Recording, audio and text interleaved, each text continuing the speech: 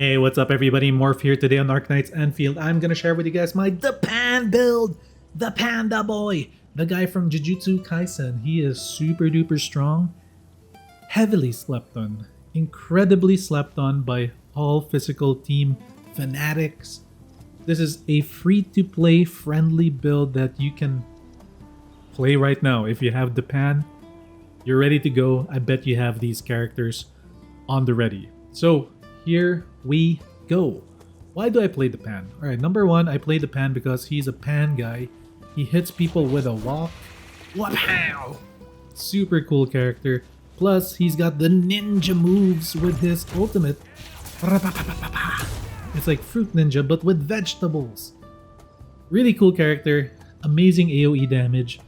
Amazing burst damage. Just a really fun character to play. Stagger for days, yo. Stagger for days. Alright, so the Pan. Let's get into his character, skill builds, whatever. Let's take a look at what he's got to offer. Okay, as you can see, I am not fully upgraded with him because he is my secondary character because I am a last right main. Yep, but I got bored and I wanted to make another elemental team. And I wanted physical because physical be cool for most games. Plus, I think we're gonna get a punchy girl next. I really want to play a punchy girl. So, we made this build. Alright, so here we go. His basic attack is basically basic attacks. Except for the final strike. The final strike has a nice little interesting gameplay to it. He does like a butt stomp, which is really cool and powerful. And it does AoE damage, dealing 20 stagger to the enemies.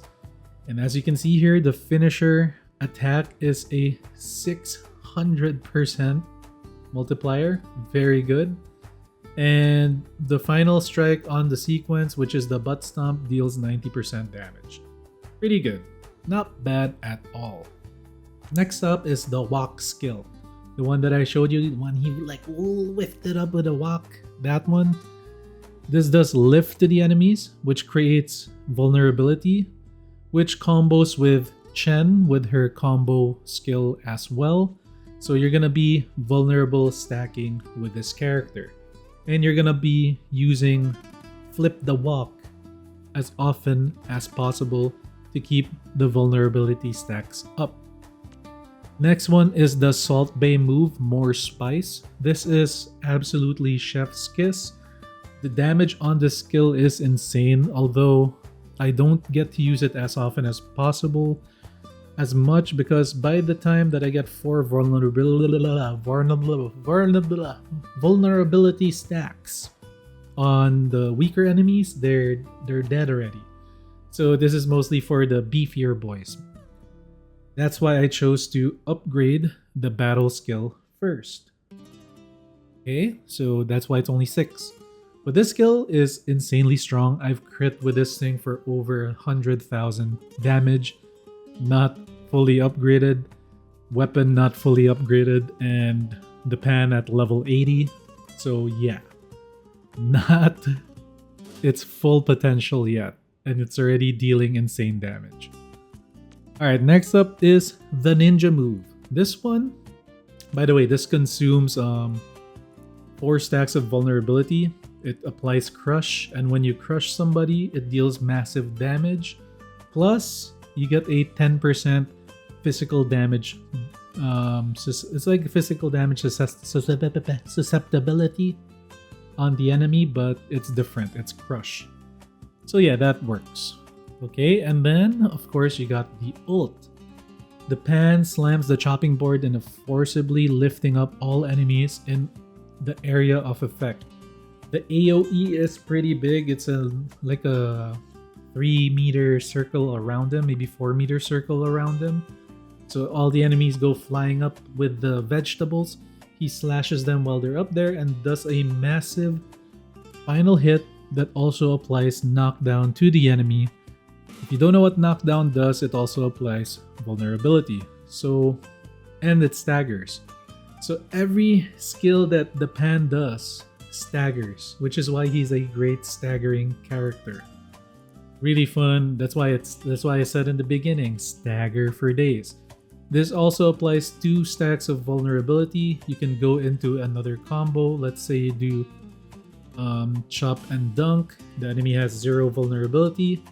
After you land the ult, hit them with the whack, and then Chen uses her combo skill, 4 stacks, and then you hit them with the whack thing again.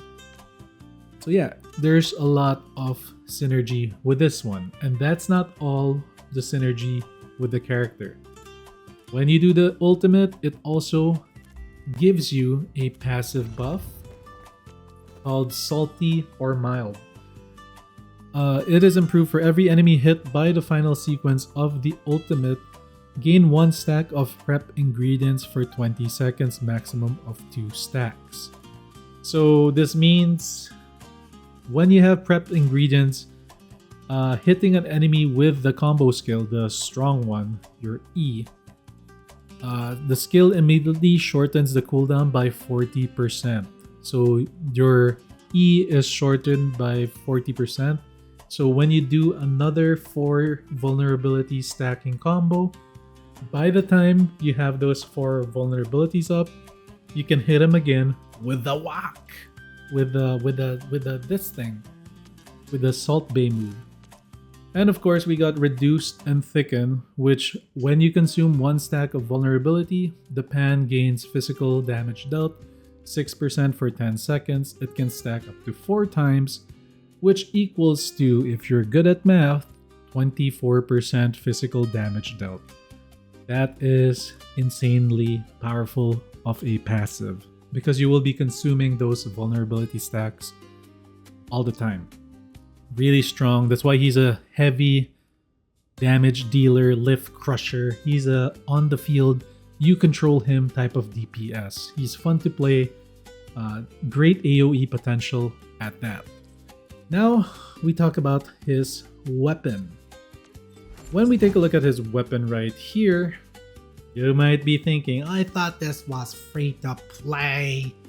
It is not free to play. It's free to play because, well, I got actually lucky with this one. Well, unlucky because I failed my 50-50 on the arsenal weapon, much like everybody else, I'm assuming. I got this weapon from the arsenal pulse. But that's not all.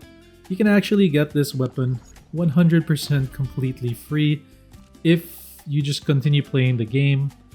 You get this new horizon. You get this one from the battle pass, I think. I'm not sure where I actually got this, but I got this from somewhere. And you're able to get the exemplar, which is the one I already have. I could get another copy of this and beef it up even more, but I'm hoping to get another character. Maybe I could use this one on... Who can I use this one on? Maybe I can use this on the other boy, Lefang or something. That might be good. I don't know yet, so that's why I'm not picking anything right now. Plus, there's more future characters coming. I'm keeping it nice and safe in my stash. But you can use that for Exemplar. If you don't want to use Exemplar, of course, there is an alternative that you can use. That's a 4-star... sorry, not a 4-star. A 5-star weapon. And it's this one right here. It's similar to how the armor works. You get Art Intensity, which is nice, plus Art Intensity again on the secondary. You get STR on the main. And you get, after a wielder consumes vulnerability stacks, which you will do, the wielder gains physical damage dealt plus 5% times the number of stacks consumed, so 20% physical damage gain. Yep, it's basically the same, but it's different in application or how you get the physical damage dealt. Still, 20% is good, plus this is a farmable one, sorta. You can just time it whenever it's in the shop, just upgrade it, and this 5% will increase to a lot more than 5%. And you can easily upgrade your essences because it is a 5-star weapon. So yeah, it has great potential as well. This is the free-to-play version of the weapon. I just got unluckily lucky and I got the more OP one, which is this one, Exemplar. This one has main attribute attack and suppression. Physical damage dealt is automatically plus 12%. That's already given. When the wielder's battle skill or ultimate hits the enemy, the wielder gains physical damage dealt plus 12%. It's actually 10%. I have a essence on it. For 30 seconds, it can stack up to 3 times. Meaning to say, I have a total of 36 or 30, depending if it's not essenced or whatever, physical damage dealt, plus the 12% base. That's totaling it already to, who's good at math, 48% physical damage dealt. And if you can imagine what it's like with the passive, another 20, that's 68% physical damage dealt. Yeah, it does go pretty crazy. Plus, there's more to it than that. I'm also running him with Aether Plating. This one is very good for Depan because it's damage bonus versus staggered enemies. Every skill Depan does staggers enemies, so he is a quick staggering boy. He can stagger like the best of them. This 3-piece set gives you 8% attack bonus. The vulnerability the wearer gains, after the wearer applies vulnerability, the wearer gains even more physical damage plus 8% for 15 seconds. This effect can stack up to 4 times. So imagine you're the one applying the vulnerability continuously within 15 seconds. If you can do it, that would be amazing. That is another, for what were we a while ago? We were at 40, we were at 68%, right? So 8 times 4 is 32. So 32 plus, that's 90% physical damage bonus. I think this is different, but still, even more physical damage. And then the wearer gains an additional physical damage for 10 seconds if, what do you call this? If the target has 4 stacks of vulnerability, the wearer gains an additional 16% physical damage. So yeah, that's a lot of physical damage. If you're gonna total it up, it might be different stat, I don't know, but if you add it all up, 90 plus 16, that's 106% physical damage bonus. Damn, that's a lot. And on his free slot, as you can see here, it's STR, willpower, everything. Good for his HP, good for his damage, and healing received. For the gloves, I decided to go with Link's gloves. Because at the moment, I do not have multiple copies of Depan. I only have 2 copies, or 3. I do not get the minus 15 second ultimate requirement. And he feels a little clunky without the ultimate.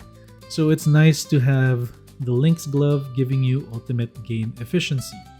You can go with Swordmancer, but it will you already have so much physical damage bonus that I figured, you know what, I have so much of this already. Let's try a different stat, plus we can improve the gameplay by being able to use our ultimate more often than not in a fight. In a long boss fight, I can pop it maybe like 3 times, sometimes 4. So having that bonus is pretty good and important to have with this one. Okay, so those are the armors. Let's talk about the potential. I only have 2 potential copies, which is, I think the second one is the most important one. So if you can get more copies of him, that would be good. This one, the ultimate chop and dunk, improved if the ultimate defeats at least 1 enemy. The pan deals 30% physical damage, more physical damage for 15 seconds. Yeah, that's kind of good, right? So time it, make sure that the ads around you, one of them gets KO'd and you just smack the main one that you're hitting. Lastly, this one, Talent Salt or mild improved ingredients. Prep ingredients buff duration plus 10 seconds. Basically, it lasts longer, plus you gain one more stack of this so that you can combo with it longer. So really good. These two are the most important things to really enable the pan to be active and not clunky. The third one is nice for like more damage. This one is the one I kind of need because the cost is pretty high with this character. So reducing the ultimate would be really nice. And of course the fifth one makes your flip the walk improved. If the skill hits only one enemy, it applies another vulnerability stack on top of it, making it easier to deal with bosses. Although this only triggers once every 45 seconds, but that once every 45 seconds will make you have that sudden burst of DPS, especially if you use the ultimate, the chopped and whatever prepped or whatever thingy-mabobber. This one's salt and mild and tasty.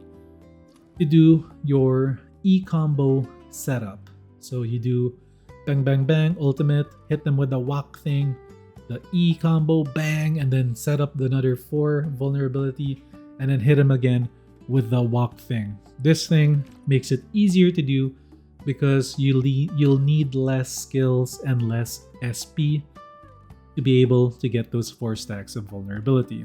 But we digress, we only have these two. He is completely playable without this one, or this one, or this one. He's playable even without these ones, but these ones just make him better and stronger. It enables him to become more of a DPS damage dealer, front-loaded. At least it's front-loaded, it's not back-loaded.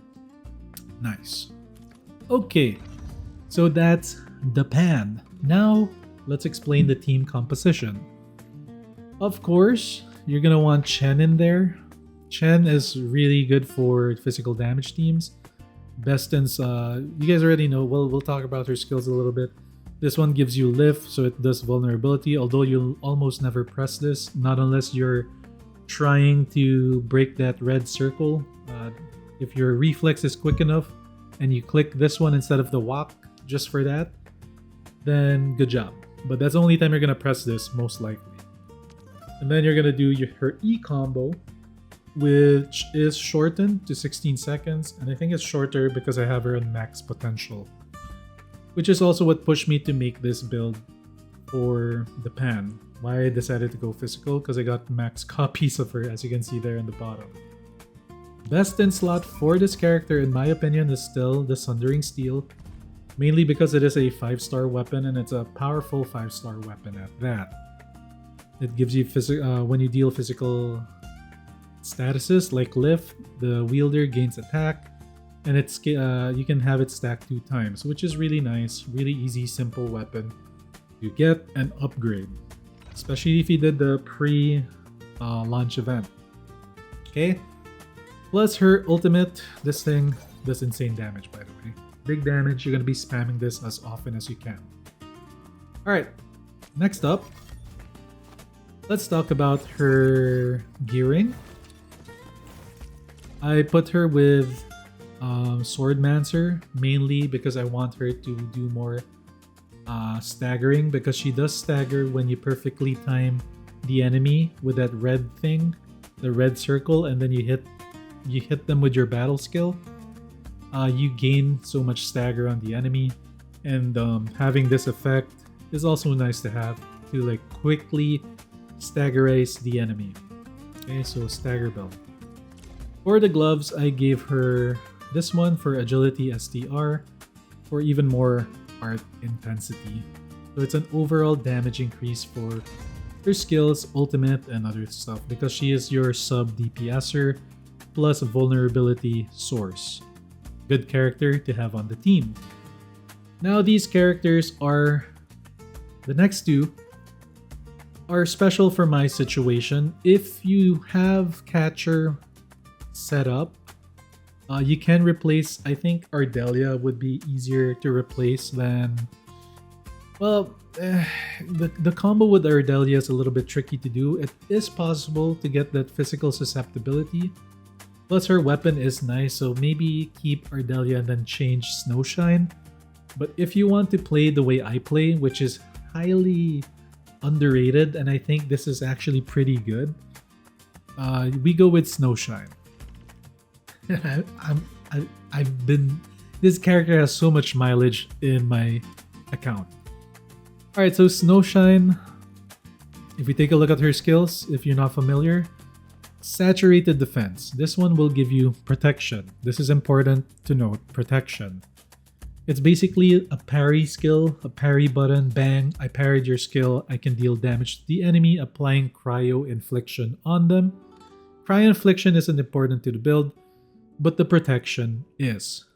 Next up, this one is a emergency heal, which will be available every 25 seconds, and it has actually saved me so many times on both Last Rite and the Pan. So this heal is pretty good, and I've built her in a way for healing and buffing. So this character is good.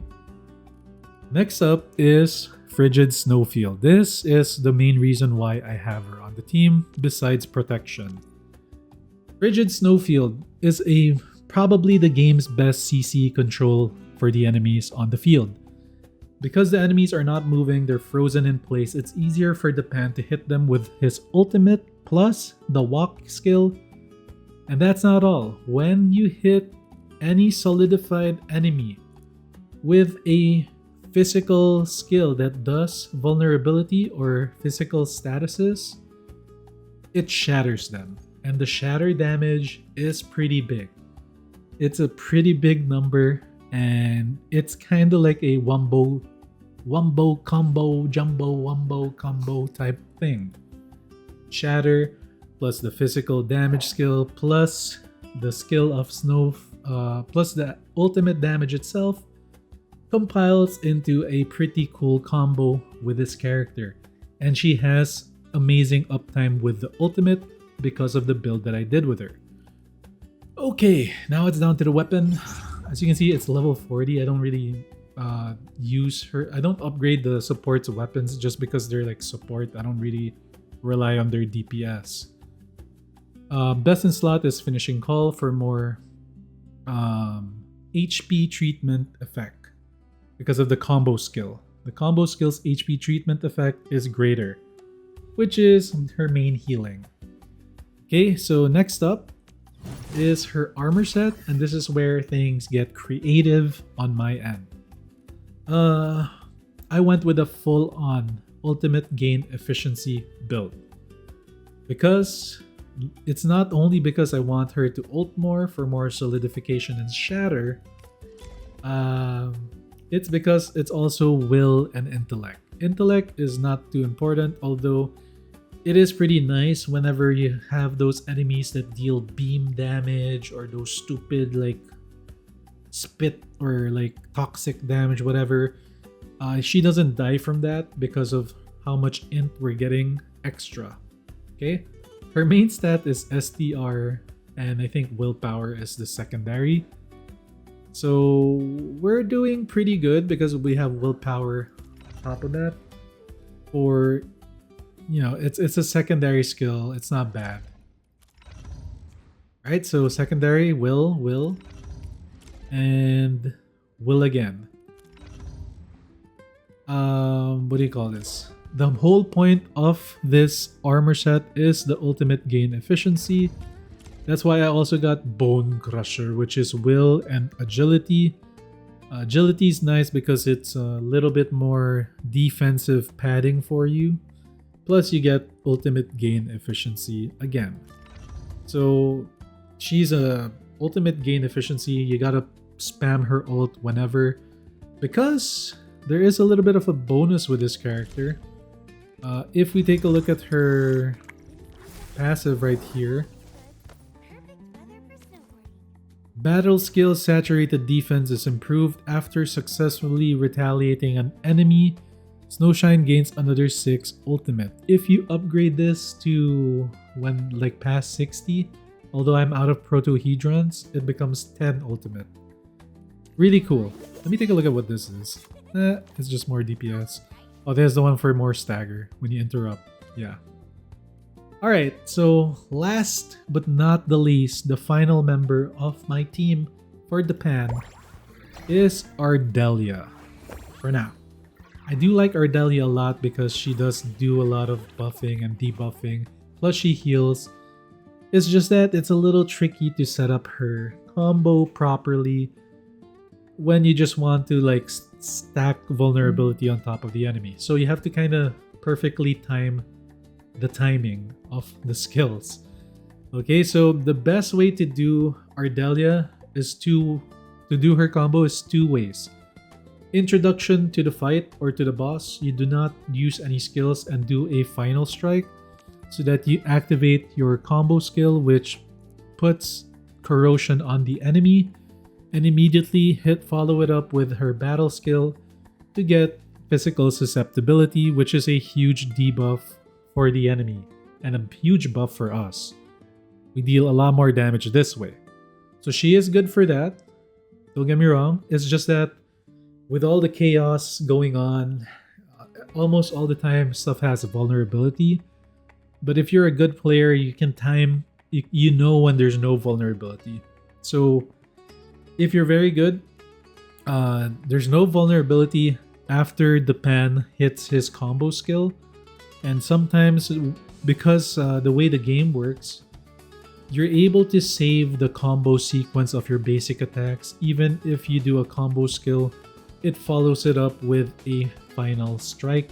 So if you're able to do that mentally and do it perfectly, then you can set up a pretty damn good combo with the whole physical team. But that's like big brain players, skill issue stuff. It is possible to do. It's just hard to do. But that's the perk of having her on the team. So other than that, you also have the healing, which is great.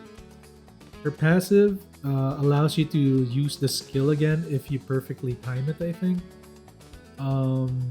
After a corrosion hit right here, you can trigger it one more time if it consumes corrosion. So it's pretty cool. Not bad. It's a pretty good combo type of gameplay with Ardelia. Now for her weapon, her weapon is what kind of makes her even more valuable to the team. If we take a look at what it does, right here it gives you treatment efficiency. I put a purple one that had 3 treatment efficiencies. So luckily I have that. And what it does is, after the wielder consumes corrosion with your battle skill, the target enemy suffers arts damage taken plus 10%. So it's a debuff on the enemy on top of the physical damage susceptibility. There's another additional 10% arts damage taken. It's a different debuff. So yeah, and it lasts pretty long. So by the time you do the combo again, you should have this up and bang, you got permanent debuffs on the enemy. That's why we play Ardelia. It is a little bit of a learning curve, so be prepared to be challenged. Alright, so that's it basically for the character team. Now for the combos, I'm gonna save that on a different video, but you can experiment it yourself. I'll go through it one by one, like verbally right now. Use the Pan's battle skill into Chen's E. After you do that, do a bunch of melees. See when you get your skill back. Sorry, that's a vulnerability stacking way of doing things. Hit. You always want to hit with the walk. Always use the Pan's battle skill. And by the time you hit 4, of course, you hit them with the combo skill. When you have the ultimate available for the Pan, hit them again with the combo. The start of the ultimate will lift the enemies up. You can follow it up with a Chen E again. At the end of it, you will knock the enemy down. With a knockdown, you'll have 3 stacks of vulnerability. And then you can use your walk battle skill again, whack them up again into the sky, and then whack them down again with your combo skill. Yeah. Now for the combo for Shatter, that one is pretty simple and easy to do. Press the ultimate of Snowshine. Oh yeah, we forgot to mention, whenever you apply protection with Snowshine, I should have mentioned this earlier. Because of this skill, you're also giving the team 16% damage dealt. So a little bit of a bonus info. But yeah, with the Snowshine combo, it's pretty simple. Of course, you'll probably want to use your battle skill sometimes in between just to have that buff up 16%. And then you hit them with the ultimate. Everything around the area gets frozen, all the little mobs, even some of the medium-sized mobs that deal a lot of damage get frozen. Hit them with a physical skill. Jumbo Wumbo combo. Shatter the enemy into pieces. I've been talking a lot, that's why I had to cough. Oh, okay. So that's it for this video, guys. Alright, so leave a like, comment below, let me know what you think. Have you tried playing this character? And of course, subscribe for more Arknights Endfield content. And if you like Do It Night Abyss, I also play that game, but Arknights Endfield, guys, this game is pretty damn good. I am in love. I do not want to play any other gacha games other than this one because I'm already a full-time streamer of a different game. But this game just really captured me, and I kinda just want to play this as much as I can. Alright, thanks for the support. See you all on the next video. Peace!